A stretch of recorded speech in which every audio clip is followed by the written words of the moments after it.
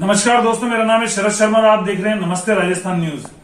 नमस्ते राजस्थान की सीरीज के अंदर हम आप लोगों को आपको मुलाकात करवाते हैं शहर के जाने माने लोगों के लिए से, राजनेताओं से। इसके अलावा जो लोग भी एक खास इमेज रखते हैं समाज के अंदर, उनसे आपकी मुलाकात कराते हैं। आज मेरे साथ में आरएसवी ईएनटी हॉस्पिटल जो कल ओपनिंग हो रही है, उनके जो है वो डॉक्टर साहब हमारे साथ मौजूद हैं, रविंद्र सोनी जी। नमस्कार सोनी जी। डॉक्टर साहब, एक बार बताएं, जैसा आपने हर जगह कोई भी चीज ओपनिंग होती है तो फर्स्ट प्रायोरिटी होती है कि कोई ना कोई ऐसे रीजंस होते हैं जो पर्टिकुलर सेगमेंट जो है ओपन किया जाता है। जैसे आई हॉस्पिटल से लेके बाकी हॉस्पिटल्स भी खुले हैं तो वहां नीड होती है, मार्केट में वो होती है। और शुरुआत आपसे जानना चाहेंगे सर आपके बारे में बताइए सर। नमस्कार शरद जी, थैंक यू सो मच। मेरा नाम डॉक्टर रविंद्र सोनी है। मैं एक कान नाक गला रोग विशेषज्ञ हूँ। मैंने अपनी एमबीबीएस की पढ़ाई Jodhpur doctor SN medical college से किया है। उसके बाद मैंने जो नाक कान गले में पोस्ट ग्रेजुएशन होती है वो डॉक्टर राम मनोहर लोहिया अस्पताल नई दिल्ली से किया है। 6 साल यहाँ पे मैं रहा हूँ। जो मेरे साथी हैं डॉक्टर सौरभ विजयवर्गीय, जो हम दोनों ने मिलकर इस हॉस्पिटल की शुरुआत की है, हम दोनों ने ही यहाँ पे 6 साल साथ में एमबीबीएस किया है। और डॉक्टर सौरभ तो पिछले 2 साल से यहाँ पे काम भी कर रहे हैं। मैं पिछले 5-6 साल से जयपुर में था। तो हम दोनों ने ये महसूस किया कि जोधपुर इतना बड़ा जगह है, इतना बड़ा क्षेत्र है, लेकिन कान नाक गले के लिए एक डेडिकेटेड जगह जो है, एक हॉस्पिटल, एक संस्थान जो इतनी बड़ी जगह पे होनी चाहिए, उसकी बहुत कमी है। यहाँ पर कान नाक गले के हॉस्पिटल बहुत कम है। इसलिए हमने ये सोचा कि क्यों ना हम हमारी पढ़ाई, हमारे अनुभव का लाभ जोधपुर के लोगों को दे, जिससे यहाँ पे वो सुविधाएं दे सके जिसके लिए लोगों को अहमदाबाद, जयपुर, दिल्ली इन नॉर्मल बीमारियों के लिए ही जाना पड़ता है। ये सब सोचकर ही हमने यहाँ पे एक specific ENT dedicated ENT hospital का स्टार्ट करने का सोचा है। इसका हम कल उद्घाटन करने जा रहे हैं। सर, एक्सपर्टीज इस हॉस्पिटल में जो मेजर है, जैसे हॉस्पिटल में होता है कि भी क्या चीजें हैं जो डिफरेंट है, या क्या क्या फैसिलिटीज जो है वो यहाँ रही?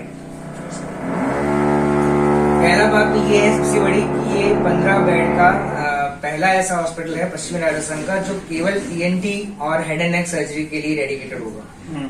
उसके लिए हम काफी चीजें ऐसी हैं जो पहली बार करने जा रही है। जैसे हम एक कान का ऑपरेशन जो चीरे वाला होता है वो तो सब जगह ही होता है, बट हम जयपुर से और दिल्ली से इस जो हमने ज्ञान लिया है उससे हम बिना चीरे का एंडोस्कोपिक ईयर सर्जरी से बोलते हैं, जो कान के पर्दे में छेद हो जाता है उसका ऑपरेशन, जो हड्डी गल जाती है उसका ऑपरेशन। अच्छा। ये हम बिना चीरे के एंडोस्कोपिक ईयर सर्जरी करेंगे। इसमें चीरे की जरूरत नहीं होती है, मरीज जल्दी स्वस्थ हो जाता है, उसको लंबा आराम नहीं करना पड़ता है।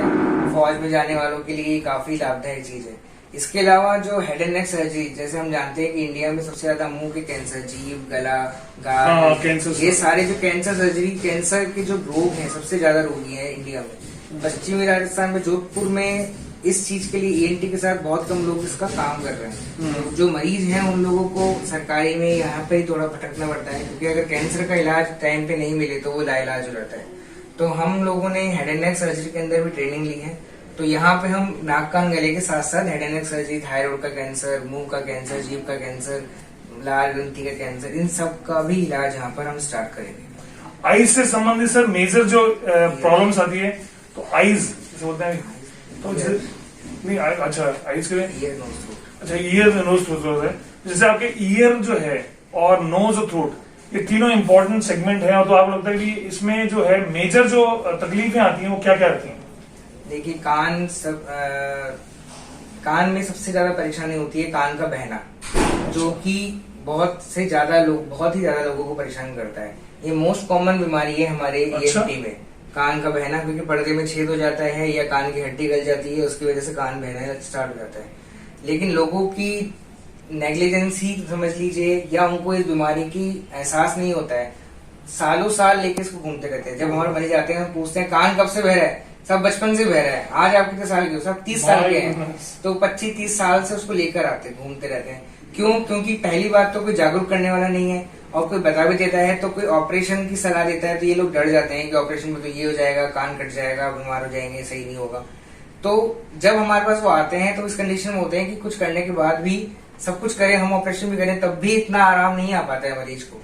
तो कान का स्टार्ट में दिखा दें। हाँ, अगर वो हमें शुरू से ही बता दें तो कान की बीमारी को सब सही कर सकते हैं, उसका अधिकतम लाभ ले सकते हैं। दूसरा, बच्चों में एडिनोइड और टॉन्सिल की बीमारी बहुत कॉमन है।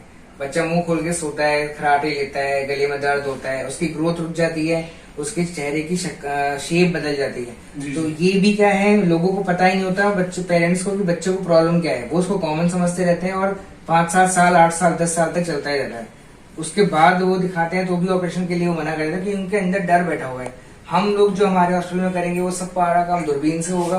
अच्छा। इसमें कोई चीरे वगैरह का काम नहीं है, सिर्फ दूरबीन से ऑपरेशन होगा और मरीज 3 दिन बाद जा सकता है घर पे। मेजर जो कहते हैं कि प्रायोरिटीज पे क्या क्या चीजें ध्यान रखनी चाहिए, कोई किसी को भी, जैसे मान लो ईयर नोज का जो ये प्रॉब्लम होती है, थ्रोट की प्रॉब्लम होती है, तो इसमें क्या क्या चीजें जो है वो सावधान चाहिए, ऐसे कौन से सिम्टम्स हैं जिसके आने से लगता है कि बीमारी गंभीर हो सकती है, तो दिखाना चाहिए? देखिए, हमारे हिसाब से सबसे कॉमन जो इन तीनों चीजों जुड़ा हुआ है वो है एलर्जी। अच्छा। एलर्जी की वजह से ही सारी समस्या होती है, और बहुत, आज 10 में से 7 जने एलर्जी से परेशान है।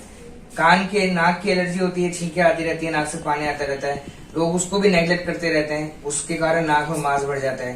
नाक की वजह से कान खराब हो जाता है, क्योंकि नाक और कान आपस में जुड़े हुए होते हैं, तो उसका जो पर्दा होता है वो फट जाता है, तो वहां पर बहना चालू हो जाता है। इसकी वजह से गला भी खराब रहता है, क्योंकि नाक की एलर्जी के कारण जो द्रव बनता है वो गले में जाता रहता है, तो गला भी बार बार खराब होता रहता है, और गले लोग साफ करते रहते हैं। तो मेरे हिसाब से काफी चीजें ऐसी कर सकते हैं हम, जैसे एलर्जी से बचना बहुत जरूरी है। धूल मिट्टी से सबसे ज्यादा एलर्जी होती है लोगों को, 90% लोगों को एलर्जी धूल मिट्टी से होती है। तो घर में धूल मिट्टी से बचने के लिए एक तो झाड़ू बहुत धीरे धीरे लगाएं। पेट्स अगर हैं तो आप उनसे दूर रहें। जो तकिया, खोली, चद्दर है, इनको बार बार बदलते रहें। अचानक से धूप में ना जाएं।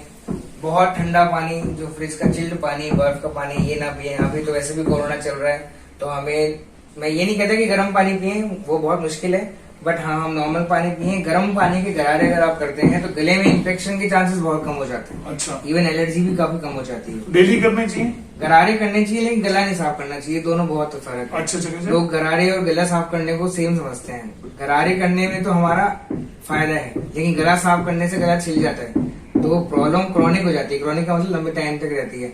तो गला साफ करते हैं, फिर घाव हो जाता है, फिर साफ करते हैं, फिर घाव हो जाता है, चलता रहता है। लोग वहां पर 2-2, 3-3 साल की बीमारी लेके आते हैं। सारी जांचें करा चुके होते हैं, लेकिन बीमारी नहीं पकड़ में आती है। प्रॉब्लम क्या है? सिर्फ गला साफ करना बंद कर दो, बस इतना सा प्रॉब्लम है।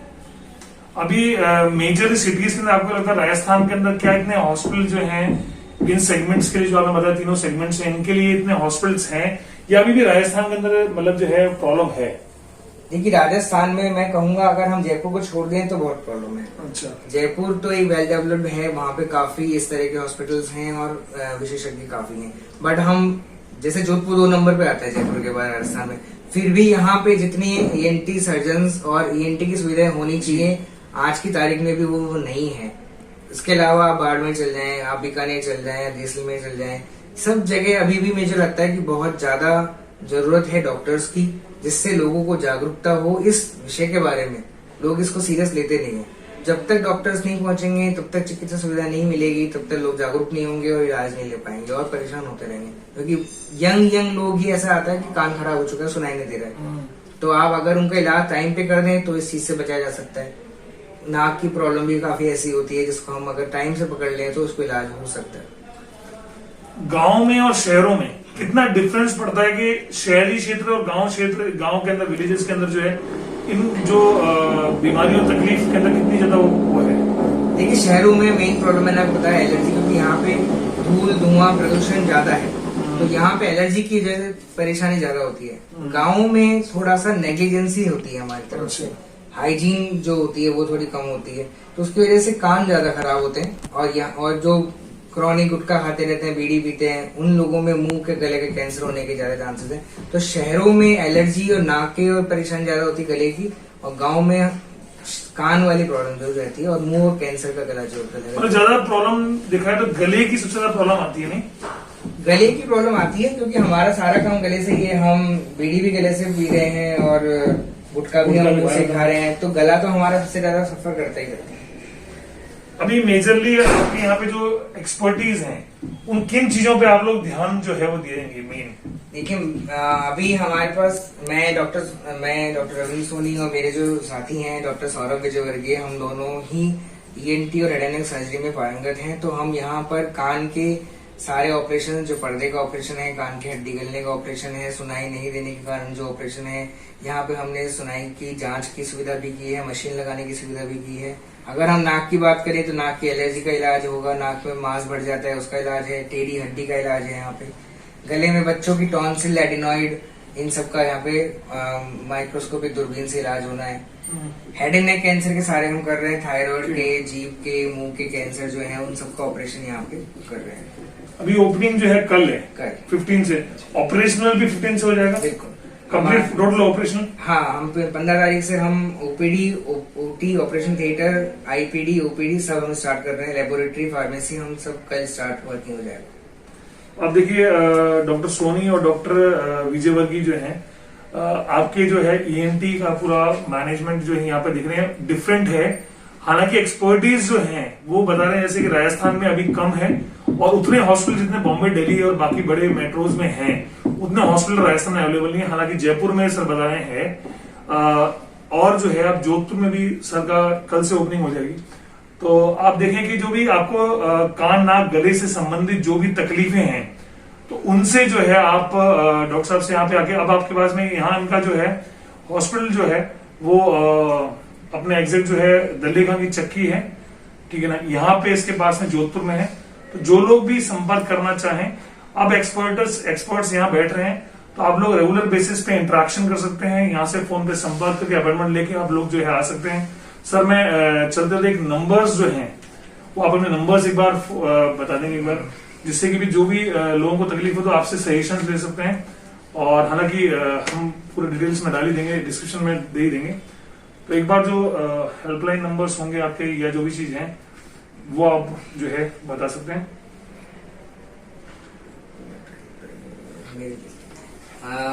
मैं अपने ही नंबर बता देता हूँ अभी तो। 8003444891 मेरे पर्सनल नंबर है।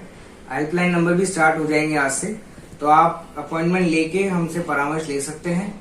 और कोरोना के काल में भी हम लोगों ने इस तरह से व्यवस्था की है कि हम अपॉइंटमेंट से ही मरीजों को देखेंगे, उनका परामर्श के अपॉइंटमेंट से ही होगा। यहाँ पे सैनिटाइजर का यूज किया जाएगा, मास्क का यूज किया जाएगा, फेस शील्ड का यूज किया जाएगा, सोशल डिस्टेंसिंग का ध्यान रखा जाएगा, तो जिससे कि मरीजों को भी परेशानी ना हो और स्टाफ और डॉक्टर को भी परेशानी ना हो।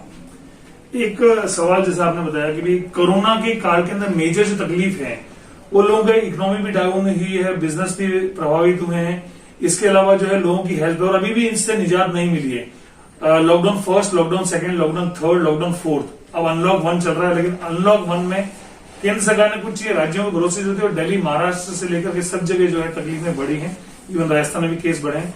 मेजर जो है कहते हैं कि सरकारें जिम्मेदार हैं, कुछ हद तक लोग भी जिम्मेदार हैं। सरकार ने प्रयास कितने करे क्या नहीं करे, इस सवाल का विषय हमारे जो चैनल के माध्यम से हम बताना चाहेंगे, लेकिन लोग भी जिम्मेदार हैं। तो क्या आपको लगता है कि लोगों को मेजरली क्या क्या चीजें जो है ध्यान रखना चाहिए? देखिए, सरकार बार बार हर समय गाइडलाइन जारी करती रहती है जनता के लिए कि ये बीमारी बिना वैक्सीन के नहीं जाने वाली है, हमें इम्यूनिटी चाहिए, या तो हम वैक्सीन से लें या हम इन्फेक्ट होके लें।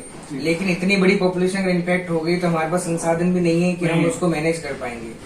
तो हमारे पास बचाव के अलावा कोई उपचार नहीं है, और जब तक की वैक्सीन नहीं बन जाती है तो हम बार बार यही कहते हैं, सरकार भी यही कहती है कि आप सोशल डिस्टेंसिंग मेंटेन रखिए। नंबर 1 चीज social distancing maintain. Second number mask लगा के रखें।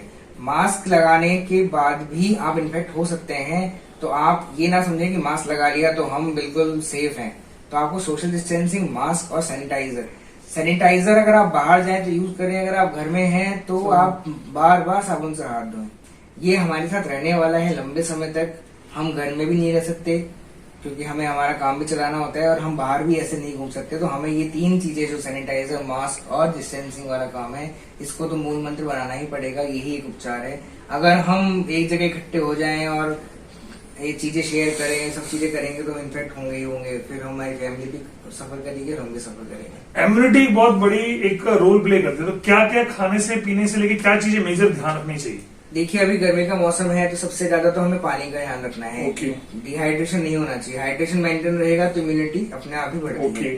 घर में बनी चीजें खाएं, बाहर की चीजें नहीं खाएं। घर में हरी सब्जियां खाएं, खूब सारा भी पानी, अमरस है, शिकंजी है, कैरी का पानी है, ये सब चीजें हमें लेनी है।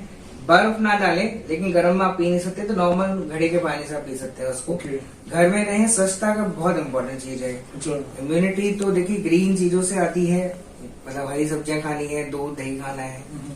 हमारे तो वैसे भी पुराना खान पान भी इसी के तरह था, तो हमारे बुजुर्ग लोग कम बीमार होते थे। हम लोगों ने ही ये फास्ट फूड का चलन बढ़ाया, तो हम परेशान भी इसीलिए हो रहे हैं। तो यह भी फास्ट फूड तो बिल्कुल नहीं खाना है, ब्रेड वगैरह ये सब चीजें अवॉइड करनी चाहिए। तो आप हमारे साथ हैं रविंद्र जी सोनी साहब और डॉक्टर साहब। और देखें आप, जो प्रायोरिटी में जो मेजर्स बताए गए हैं कोरोना लॉकडाउन में बताए गए थे, और गवर्नमेंट की जो भी सरकार की गाइडलाइंस थी, केंद्र सरकार राज्य सरकार ने जो भी निर्देश दिए हैं, इवन विभिन्न सामाजिक संगठनों ने जो निर्देश दिए हैं, और जैसे डॉक्टर साहब बता रहे हैं, उनकी सभी बातों को जो आप माने, क्रम वाइज माने, अपने उसमें जो भी डाइल्यूशन नहीं करें, एज इट इज जैसा बताया गया उन्हीं को फॉलो करेंगे, तभी आप संक्रमण से दूर होंगे। और अब जो है खुशी की बात है कि अब कान नाक गले की जो एक्सपर्ट्स हैं वो अब जोधपुर में बैठेंगे, और कल से ऑपरेशन स्टार्ट है। तो किसी भी तकलीफ कोई भी होती है, आप डायरेक्टली जो सबके नंबर्स बताए उन नंबर्स पे संपर्क कर सकते हैं और आप मिल सकते हैं। ऐसी खबरों का सिलसिला यूं ही जारी रहेगा। इसके अलावा इंटरव्यूज जो हम आपको मिलाते रहेंगे, एक्सपर्ट्स को मिलाते रहेंगे आपसे। आप देखते रहिए नमस्ते राजस्थान न्यूज। Thank you.